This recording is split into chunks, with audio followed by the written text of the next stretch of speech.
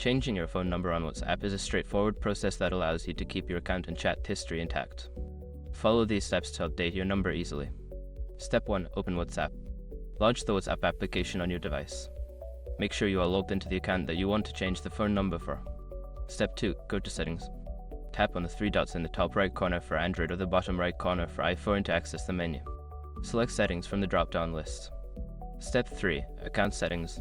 In the Settings menu, tap on Account. This section contains options related to your account settings, including changing your phone number. Step 4. Change Number. Select Change Number.